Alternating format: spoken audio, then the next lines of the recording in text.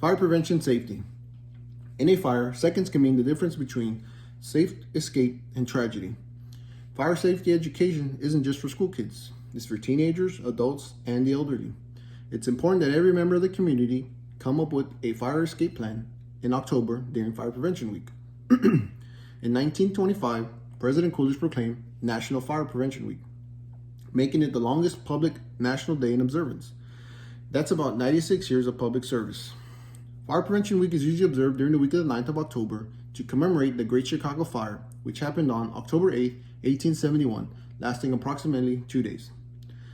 A quote from NFPA is, "One of the basic aspects of comprehensive public fire prevention plan is a concept that it is indefinitely better for a community to prevent fires altogether rather than depend solely on the suppression capabilities of the fire departments or the community's fire department."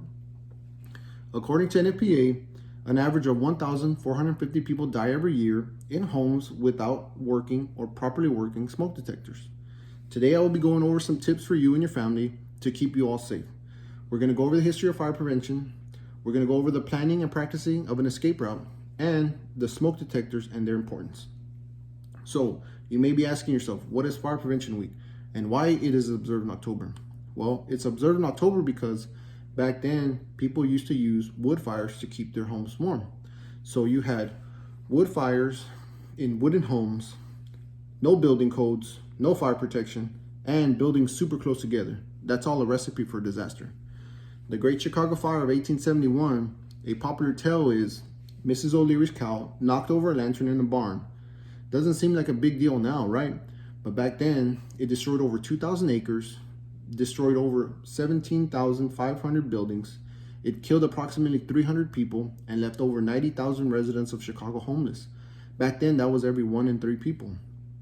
So we observed Fire Prevention Week during the week of the 9th to commemorate those sacrifices and that devastation of that great fire. The silver lining in all this destruction was the city of Chicago began to rewrite its fire standard and fire safety code and making the Chicago Fire Department one of the best in the nation. Over the years and throughout history, there have been many building regulations to prevent fires and prevent fire spread. Those regulations have evolved into codes and standards developed by committees concerned with safety, such as NFPA. NFPA is the National Fire Protection Association, and many requirements found in building codes are experts based on or the standard published by this nationally recognized organization. Basically, buildings need to have codes and standards in order for them to be operational. If they don't, they'll get fined.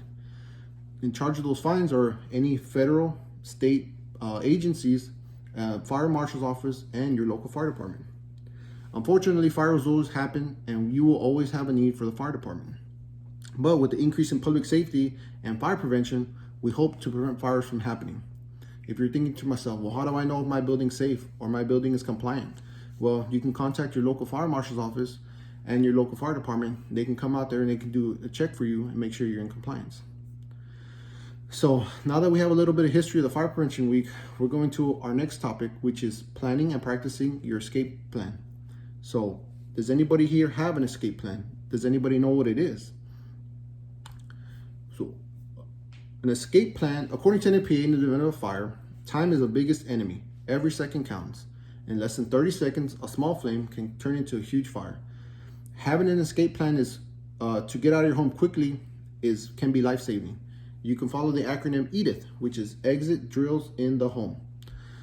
Start by drawing your floor plan from a bird's eye view. You want to label all the doors and windows, and you want to make sure you have 2 escape routes for every room, and you can provide alternative exit routes for people with disabilities.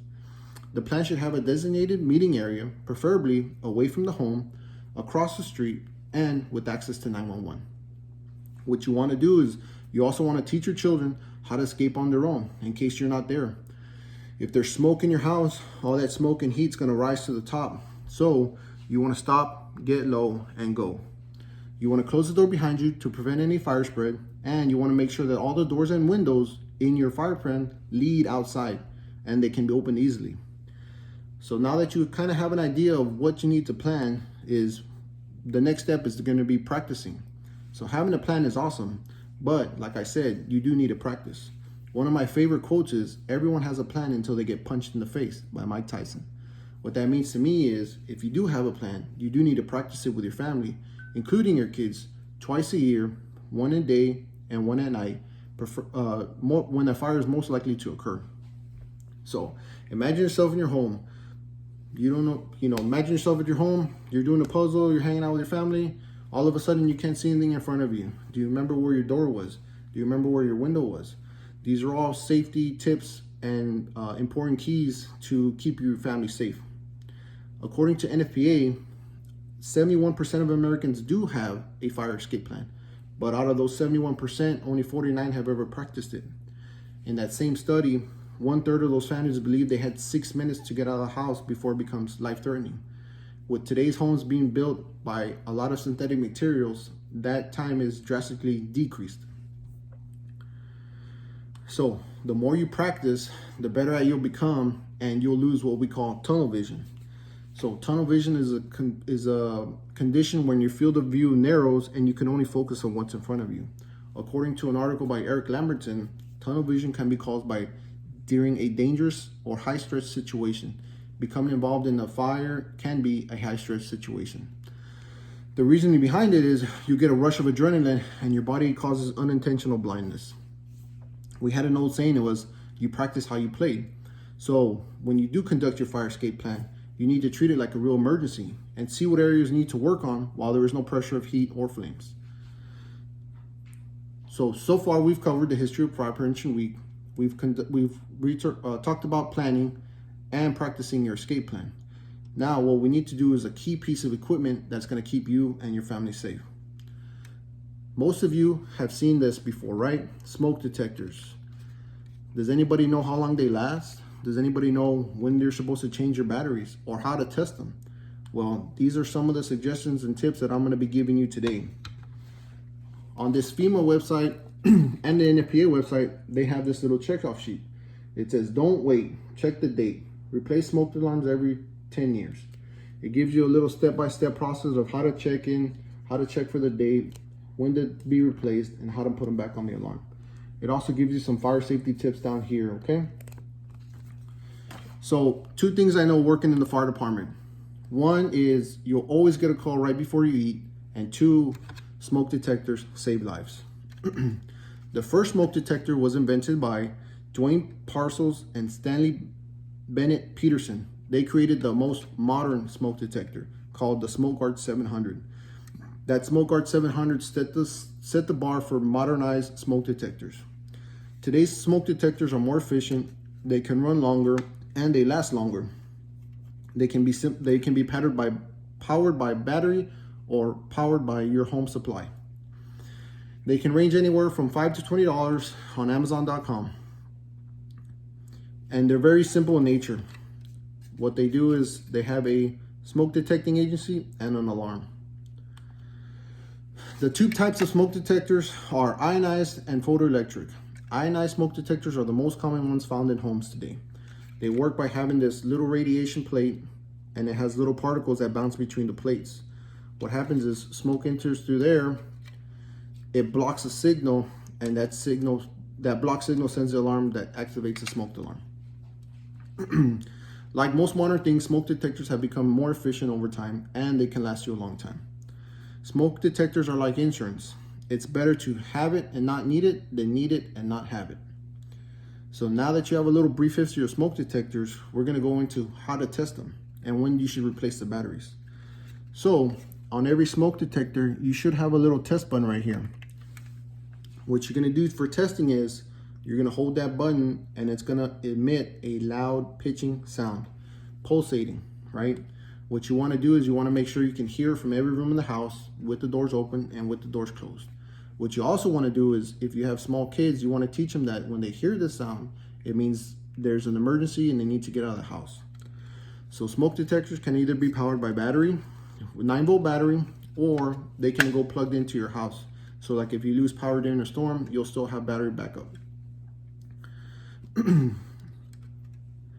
So when should you test or when should you replace batteries? That's going to be twice a year. The way we like to do it is daylight savings times, right? It's twice a year, once in spring, once in fall. What you want to do is you want to replace the batteries and you want to test them to make sure they're always working. So where should you install smoke detectors? They should be installed in every room in the house and every level of your house. So if you have a basement, a main floor, and a top floor, that should be 3 automatically. We have about 8 smoke detectors in our house, plus we have a carbon monoxide smoke detector, but that's something different. You want to replace, and you want to have one in every room of your house also, minus the kitchen, because you know we all have that time where we burnt toast and the smoke detector goes off. It does its job though, it works. So now that you guys have a brief understanding of Fire Prevention Week, planning and practicing, and smoke detectors, I hope that this information I've given you today kind of gives you a brief example of why we practice or why we preach fire safety. These things are amazing smoke detectors. They do work. They do save lives, guys. Make sure you check them. Like I said, the time change is coming up pretty soon. That's a great way to start every 6 months after that. I hope you guys enjoyed this speech, and I hope you guys hopefully learned a little bit about fire prevention safety. Thank you.